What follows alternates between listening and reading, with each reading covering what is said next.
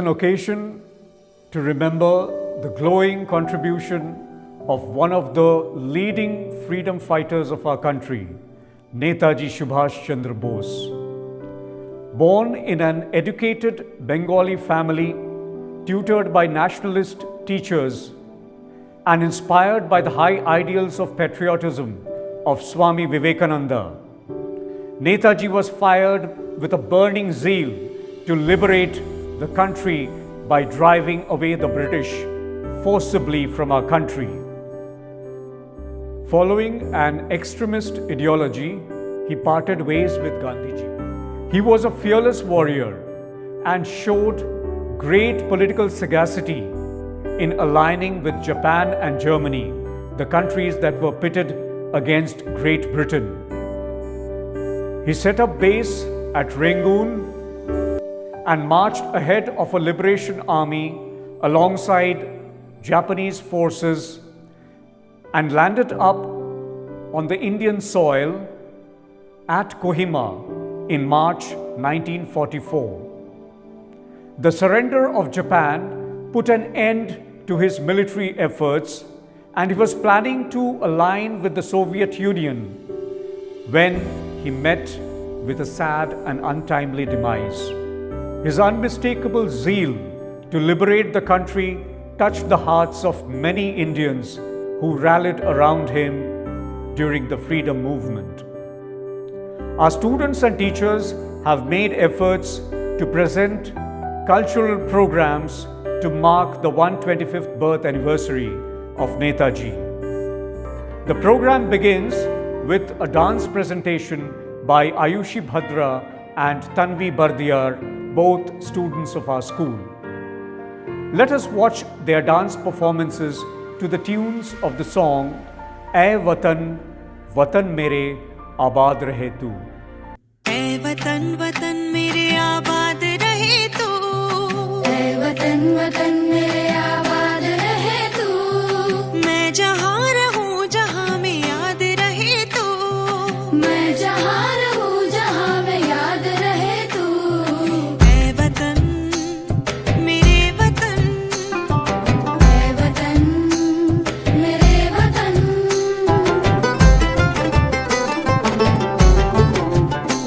तू ही मेरी मंजिल है, पहचान तुझी से. तू ही मेरी मंजिल है, पहचान तुझी से. पहुंचूं मैं जहां भी मेरी बुनियाद रहे तू. पहुंचूं मैं जहां भी मेरी बुनियाद रहे तू. ऐ वतन मेरे वतन. ऐ वतन मेरे वतन.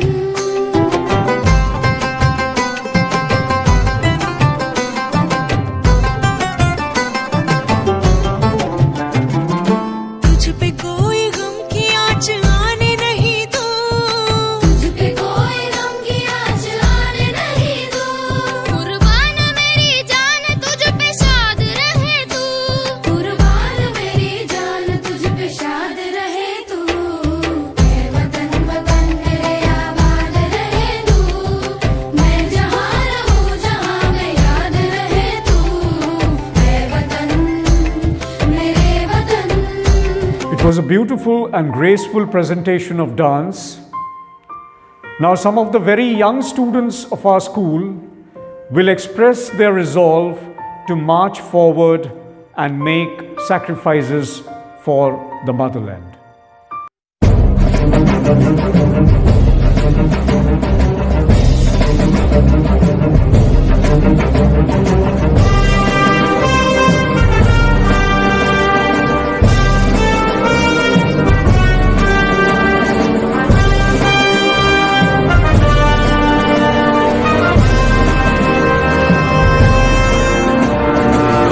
कदम बढ़ाए जा, खुशी के गीत गाए जा. ये जिंदगी है कौम की, तो कौम पे लुटाए जा. कदम कदम बढ़ाए जा, खुशी के गीत गाए जा. ये जिंदगी है कौम की, तो कौम पे लुटाए जा.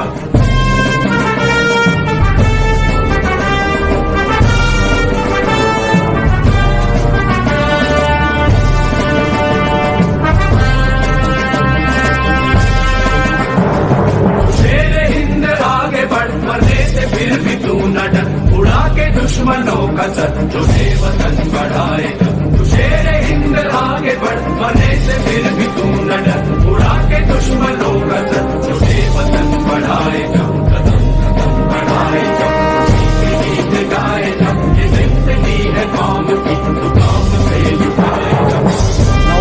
of our school, Mrs. Reena Sahai, will recite a poem titled Khuni Hastakshar, written by Gopal Prasad Vyas, who paid a glowing tribute to Netaji through this poem. वह खून कहो किस मतलब का जिसमें उबाल का नाम नहीं, वह खून कहो किस मतलब का आ सके देश के काम नहीं, वह खून कहो किस मतलब का जिसमें जीवन न रवानी है, जो परवश होकर बहता है वह खून नहीं है पानी है। उस दिन लोगों ने सही सही खून की कीमत पहचानी थी, जिस दिन सुभाष ने वर्मा में मांगी उनसे कुर्बानी थी। आज़ादी के चरणों में जो जयमाल चढ़ाई जाएगी, वह सुनो तुम्हारे शीशों के फूलों से गूंथी जाएगी। यूं कहते कहते वक्ता की आंखों में खून उतर आया, मुख रक्त वर्ण हो दमक उठा दमकी उनकी रक्तिम काया। हम देंगे देंगे खून, हम देंगे देंगे खून शब्द बस यही सुनाई देते थे, रण में जाने को युवक खड़े तैयार दिखाई देते थे। बोले सुभाष इस तरह नहीं बातों से मतलब सरता है, लो यह कागज है कौन यहाँ आकर हस्ताक्षर कर। Thank you, ma'am, for your expressive and touching recitation. Now, a very young student of our school, Sultan Rashid, will deliver a short speech in the guise of Netaji. India is our motherland and we shall not allow any foreigner to rule over us. We Indians are capable of driving away the British from our country. The need of the hour is to unite, rising above all difference of caste, creed and religion. We shall combine our forces to storm the INA and march to Delhi to take charge of our country. All that I need from you is your sacrifice and your blood, and I promise to give you freedom in return. Chalo Delhi. Jai Hind, Jai Hind, Jai Hind. Thank you, Sultan Rashid, for sharing the views of Netaji. You have indeed presented the views and activities of Netaji in a nutshell. Now we have a presentation of a medley comprising patriotic songs sung by Anshu Raj, Tia Kumari, Arina Nayak and Shailja Shreya, all students of our school.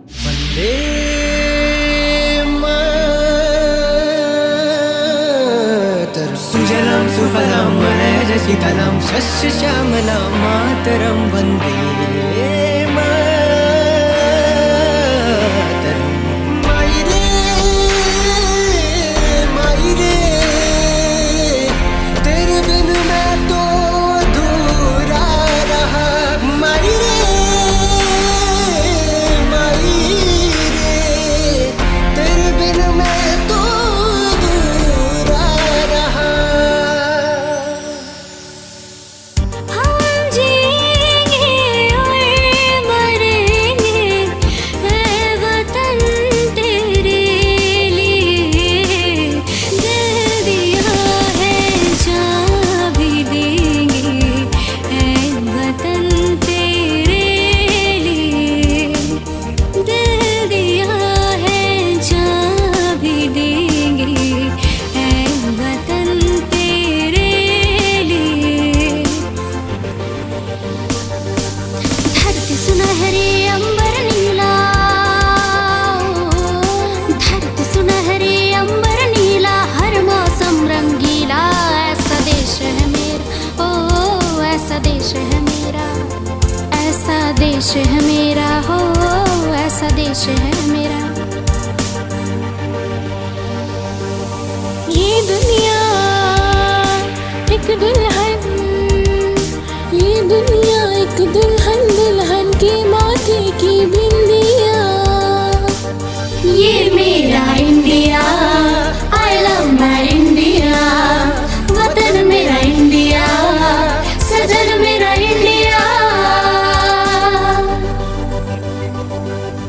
ए वतन मेरे वतन, ए वतन मेरे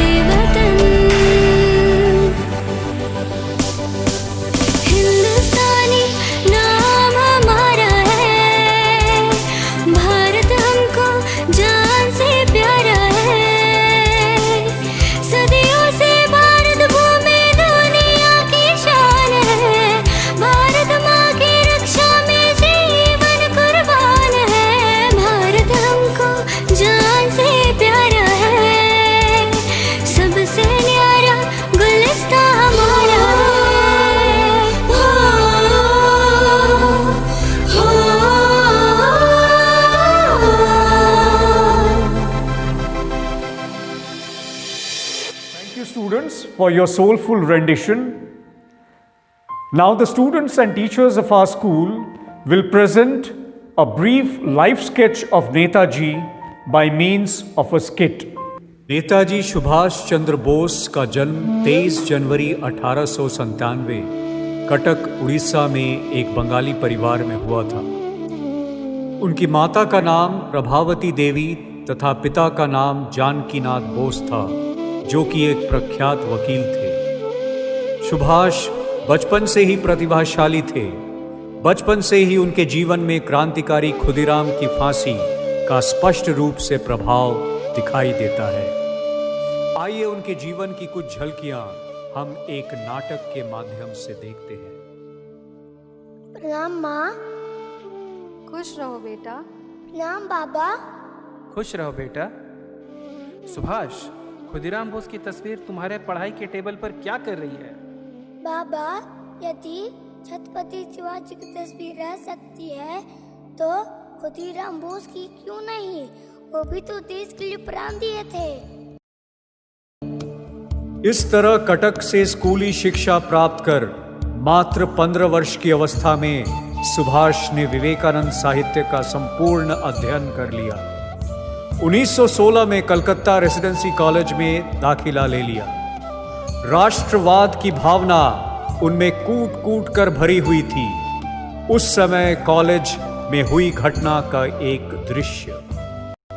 What's that? Are you cheating? No sir, यह गायत्री मंत्र है। Quiet. We have tried so many times to get you rid of superstition, and every time we have failed. You Indians are incorrigible. Subhash, mister ओ हम लोग के साथ बुरा बर्ताव कर रहे हैं। क्या मिस्टर ओ ऐसा कैसे कर सकते हैं? वे स्टूडेंट के साथ बुरा बर्ताव कैसे कर सकते हैं? चलो प्रिंसिपल के पास। परीक्षा भवन में गायत्री मंत्र का अपमान सिर्फ धर्म ही नहीं बल्कि भारतीय संस्कृति पर गहरा आघात था, जिसने सुभाष को आक्रोशित किया और उनमें देश के प्रति देशभक्ति की भावना को उजागर किया। इसके बाद सुभाष के लिए विश्वविद्यालय के दरवाजे हमेशा के लिए बंद कर दिए गए और वे आईसीएस की परीक्षा के लिए इंग्लैंड चले गए। 1920 में सुभाष चंद्र बोस ने आईसीएस की वरीयता सूची में 4था स्थान प्राप्त किया। बाबा, सुभाष की चिट्ठी आई है। उसने आईसीएस की परीक्षा पास कर ली है। আমার ছেলে একটা সরকারি চাকরি পেয়ে গেল। पर बाबा, उसने आगे भी कुछ लिखा है। क्या? उसने क्या लिखा है? उसने लिखा है, बाबा, मैंने आईसीएस की परीक्षा पास तो कर ली है, पर मेरे मन में एक दुविधा है। मैं अंग्रेजों की नौकरी करके उनका गुलाम बनूं या अपने मातृभूमि को अंग्रेजों से मुक्त करूं। मेरे दिलो दिमाग पर स्वामी विवेकानंद और अरविंदो घोष के विचारों ने गहरा प्रभाव डाला है। मैं अपनी मातृभूमि के लिए कुछ करना चाहता हूं। इस बारे में मैं आपकी राय जानना चाहता हूं। करोड़ों लोगों के हित के लिए और भारत को आज़ादी दिलाने के लिए मुझे एक तो क्या 100 बेटों का बलिदान भी करना पड़े तो भी मैं तैयार हूं। मुझे तुम पर गर्व है बेटा। इस प्रकार सुभाष चंद्र बोस सरकारी नौकरी का उच्च स्थान त्याग करके राष्ट्रीय आंदोलन में कूद पड़े, जो उस समय जोरों पर था। जल्द ही अंग्रेजों को उनकी क्रांतिकारी गतिविधियों के बारे में पता चल गया और उन्हें गिरफ्तार कर लिया गया। इस क्रम में वे 11 बार जेल गए। सन 1939 में कांग्रेस के अध्यक्ष पद के चुनाव में पट्टाभी सीतारामैया को हराकर बोस विजयी हुए, परंतु समिति के सदस्य उनके साथ काम करने को तैयार नहीं थे। अतः उस विरोधात्मक परिस्थिति में बोस ने गांधी जी से खुलकर बात करना ही उचित समझा। बापू, मुझे पहली बार आपने ही तो कांग्रेस का अध्यक्ष बनाया था, परंतु आज जब मैं खुद जीत के आया हूं तो आप मुझे नहीं चाहते हो। हमें अपनी आत्मा की आवाज सुननी चाहिए। आपको ऐसा क्यों लगता है कि मैं आपके बताए हुए रास्ते से अलग चलने की कोशिश करूंगा? अगर तुम अहिंसा का व्रत लो तो कांग्रेस तुम्हारे साथ काम कर सकती है। बापू, जब सारी दुनिया में जंग के नगाड़े बज रहे हैं तब अहिंसा की बांसुरी कौन सुनेगा? ऐसी बातों के कारण ही कांग्रेस ने तुम पर प्रतिबंध लगाया था। बापू, हमें उनकी मदद करने के बदले क्या मिला? Rowlatt act, Jallianwala Bagh?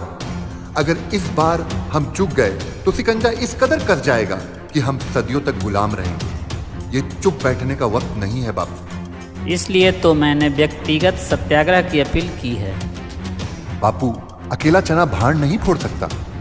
तो फिर हमें अलग रास्तों पर चलना होगा सुभाष। आप मुझे इस तरह से अलग नहीं कर सकते हैं, क्योंकि हमारी मंजिल तो एक ही है बापू। मेरा प्यार फूल से भी कोमल और पत्थर से भी कठोर है सुभाष। तुम भी मेरे बिगड़े बेटे के समान हो। भले ही हमारे रास्ते अलग हो चुके हैं, पर मेरे दिल में तुम्हारे लिए प्यार कभी कम नहीं होगा। बापू, कभी आपने ही कहा था कि अगर सत्य तुम्हारे साथ है तो आगे बढ़ने से मत डरना। तुम अगर अपने तरीके से भारत को स्वतंत्रता दिला सके तो देखना, सबसे पहले तुम्हारी पीठ थपथपाने मैं ही आऊँगा। फिर मुझे आशीर्वाद दीजिए कि मैं अपने मार्ग पर सफलता प्राप्त कर सकूं। इस गतिरोध से राष्ट्र का भी अहित हो रहा था और ब्रिटिश सरकार आपसी फूट का लाभ उठाने को तैयार बैठी थी। इसलिए बोस ने सहर्ष अध्यक्ष पद से इस्तीफा देना स्वीकार किया और फॉरवर्ड ब्लॉक नाम की नई पार्टी का गठन किया। सन 1943 में जापान के शहर टोक्यो से नेताजी ने रेडियो के माध्यम से देशवासियों को संबोधित किया। अंग्रेजों से यह आशा करना बिल्कुल व्यर्थ है कि वो अपना साम्राज्य छोड़ देंगे। हमें भारत के भीतर और बाहर से स्वतंत्रता के लिए स्वयं संघर्ष करना होगा। इससे प्रफुल्लित होकर रासबिहारी बोस ने 4 जुलाई 1943 को 46 वर्षीय सुभाष को आजाद हिंद फौज का नेतृत्व सौंप दिया और 21 अक्टूबर 1943 को सुभाष चंद्र बोस ने सिंगापुर में आजाद हिंद फौज का गठन किया। अपनी सेना को संबोधित करते हुए एक भाषण में उन्होंने कहा, मैं वादा करता हूं कि अंधेरे में और उजाले में, दुख में और सुख में, व्यथा में और विजय में तुम्हारे साथ रहूंगा। मैं तुम्हें भूख, प्यास और मृत्यु के सिवाय कुछ नहीं दे सकता। अगर तुम जीवन और मृत्यु के पथ पर मेरा अनुसरण करोगे तो मैं तुम्हें विजय और स्वाधीनता तक ले जाऊंगा। तुम मुझे खून दो, मैं तुम्हें आजादी दूंगा। तुम मुझे खून दो, मैं तुम्हें आजादी दूंगा। और फिर 6 जुलाई 1944 को रंगून रेडियो स्टेशन से सुभाष चंद्र बोस ने महात्मा गांधी के नाम जारी प्रसारण में आजाद हिंद फौज द्वारा लड़ी जा रही निर्णायक लड़ाई की जीत के लिए शुभकामनाएं मांगी। मैं जानता हूं कि ब्रिटिश सरकार भारत की स्वाधीनता की मांग कभी स्वीकार नहीं करेगी। मैं इस बात का कायल हो चुका हूं। यदि हमें आजादी चाहिए तो हमें खून की दरिया से गुजरने के लिए तैयार रहना होगा। भारत की स्वाधीनता की आखिरी लड़ाई शुरू हो चुकी है। आजाद हिंद फौज के वीर सैनिक भारत की भूमि पर सफलतापूर्वक लड़ रहे हैं। हे राष्ट्रपिता, भारत के स्वाधीनता की इस पावन युद्ध में हम आपका आशीर्वाद चाहते हैं। आजाद हिंद फौज के सैनिक अंतिम सांस तक लड़ते रहे और हंसते हंसते भारत माता के चरणों में अपने प्राण न्यौछावर कर दिए। 18 अगस्त 1945 को एक विमान दुर्घटना में नेताजी की मृत्यु हो गई, जो संदेहास्पद है। इबादत लिखी थी जिसने खून से आजादी की, लिए फिरते थे जो मौत को हथेली पे। सलाम है उस हिंद के सरताज को, वतन के चाह में जो गुमनाम हो गए। जय Hind. Netaji's contribution cannot be forgotten.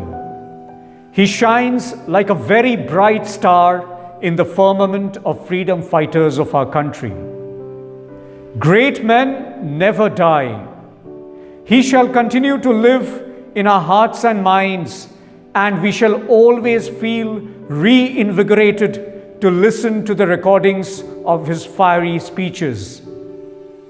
We respond to Netaji's clarion call to march forward by striving relentlessly for our personal welfare and for the growth of the nation. Thank you. Jai Hind.